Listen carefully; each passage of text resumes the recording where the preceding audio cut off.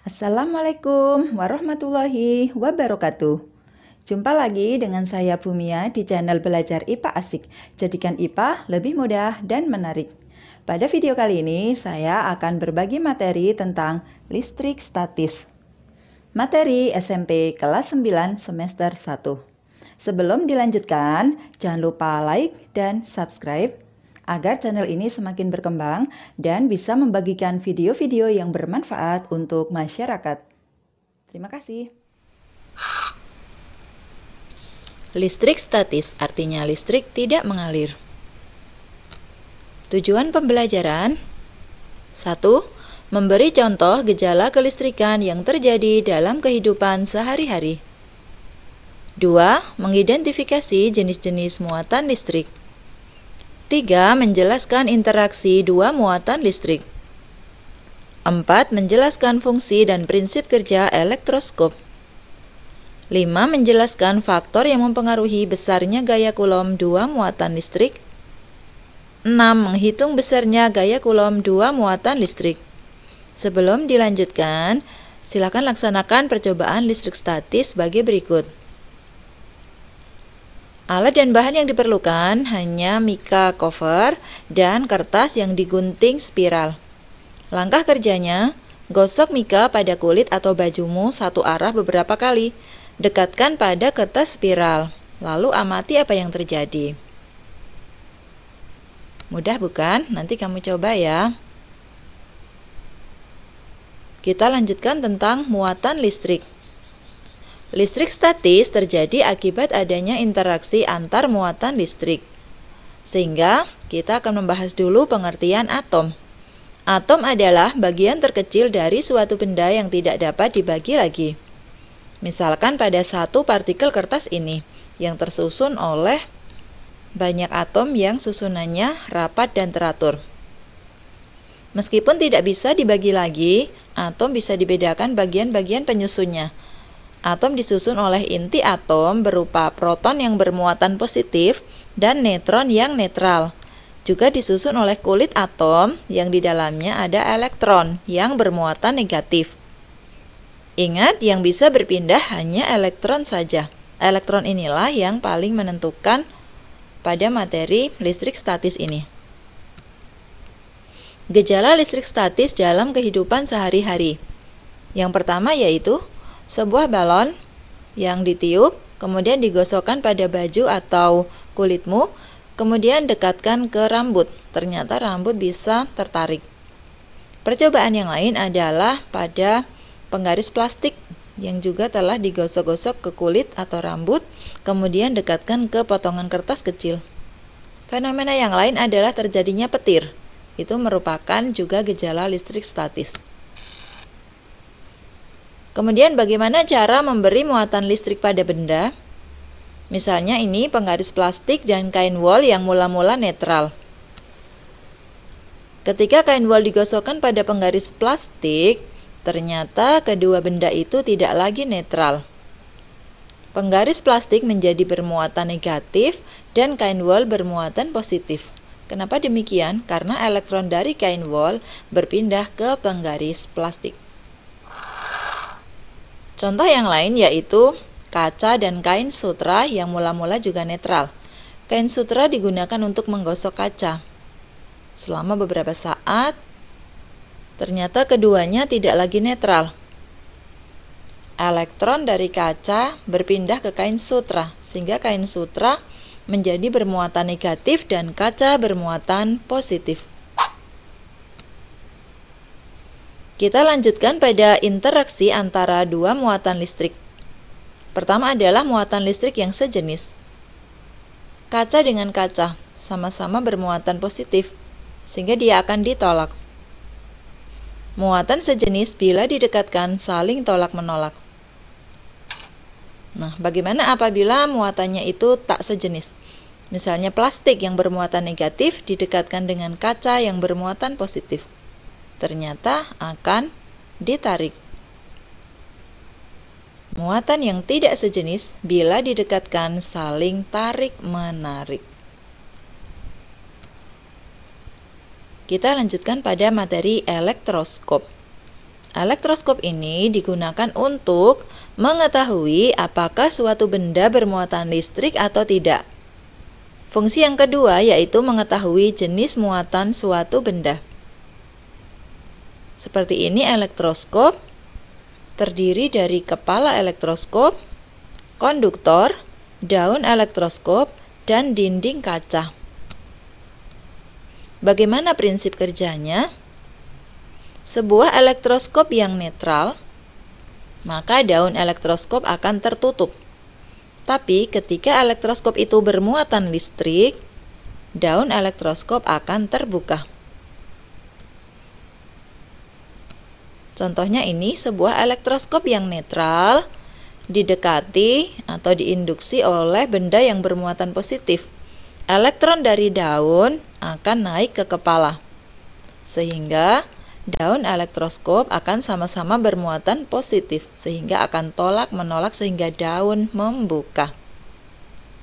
Apabila jarimu kamu sentuhkan kepada kepala elektroskop tadi, maka elektron-elektron dari tubuhmu akan menuju ke elektroskop itu dan akan sampai ke daun, sehingga daun-daun elektroskop kembali netral. Maka daun elektroskop akan menutup. Jenis muatan benda yang terinduksi akan berlawanan dengan jenis muatan benda yang menginduksi. Ini muatannya positif, didekatkan ke sini, maka kepala elektroskopnya negatif. Kebalikannya, ketika yang menginduksi adalah muatan negatif, maka kepala elektroskop akan bermuatan positif. Oke, kita lanjut pada hukum Coulomb. Apabila ada dua muatan listrik, di sini muatan listrik sejenis, Q1 bermuatan positif dan Q2 juga bermuatan positif. Muatan yang sejenis bila didekatkan akan tolak-menolak. Nah, besarnya gaya tolak ini akan sebanding dengan besarnya Q1, Q2, dan juga akan dipengaruhi juga oleh R. Kita lihat apabila muatannya berbeda jenis. Q1 bermuatan positif dan Q2 bermuatan negatif. Bila didekatkan, mereka akan tarik-menarik. Nah, besarnya gaya tarik ini juga dipengaruhi oleh besarnya Q1, besarnya Q2, dan besarnya R. Besar gaya tarik atau gaya tolak antara muatan akan sebanding dengan besar muatan masing-masing dan berbanding terbalik dengan kuadrat jarak antara kedua muatan. Sehingga secara matematis bisa ditulis F sama dengan K kali Q1 kali Q2 dibagi R kuadrat. F adalah gaya Coulomb dalam Newton, Q adalah muatan listrik dalam Coulomb, R adalah jarak pisah dalam meter, K adalah nilai ketetapan yaitu 9 kali 10 pangkat 9 Newton meter persegi per Coulomb kuadrat. Nah, ini yang dikenal dengan hukum Coulomb.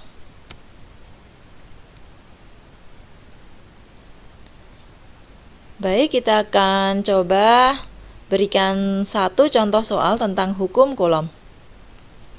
Dua buah muatan masing-masing Q1 6 mikrocoulomb dan Q2 12 mikrocoulomb terpisah sejauh 30 cm. Tentukan besar gaya yang terjadi antara dua buah muatan tersebut. Gunakan tetapan K 9 kali 10 pangkat 9 Newton meter kuadrat per Coulomb kuadrat dalam satuan standar. Kita mulai pembahasannya. Tuliskan dulu apa yang diketahui. Yang diketahui yaitu ada Q1 6 mikrocoulomb. Nah, mikrocoulomb ini kita ubah dulu ke satuan coulomb. Mikro artinya 10 pangkat min 6. Sehingga 6 mikrocoulomb sama dengan 6 kali 10 pangkat min 6 coulomb. Kemudian diketahui lagi yaitu Q2. Q2 sama dengan 12 mikrocoulomb. Diubah menjadi 12 kali 10 pangkat min 6 coulomb. Kemudian diketahui lagi jarak pisah. R sama dengan 30 cm. Diubah ke meter menjadi 0,3 meter. Kita jadikan bilangan berpangkat biar nanti mudah. Sehingga menjadi 3 kali 10 pangkat min 1 meter. Masih satu lagi diketahuinya yaitu tetapan K. K sama dengan 9 kali 10 pangkat 9 Newton meter kuadrat per Coulomb kuadrat. Yang ditanyakan adalah gaya F. Gimana cara mengerjakannya? Kita jawab. Yang pertama, kamu tuliskan dulu rumus hukum Coulomb tadi. F sama dengan K Q1 kali Q2 per R kuadrat. Kemudian kita masukkan besaran yang sudah diketahui. Nilai K yaitu tadi sudah ada ya, 9 kali 10 pangkat 9. Kemudian Q1, lihat di dekat sini. 6 kali 10 pangkat min 6 kali Q2. Q2 ini 12 kali 10 pangkat min 6 dibagi R. Berapa R?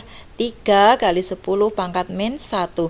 Jangan lupa di dalam kurung kemudian dikuadratkan karena di sini R-nya adalah kuadrat. Kemudian saya beri tanda untuk yang bilangan biasa.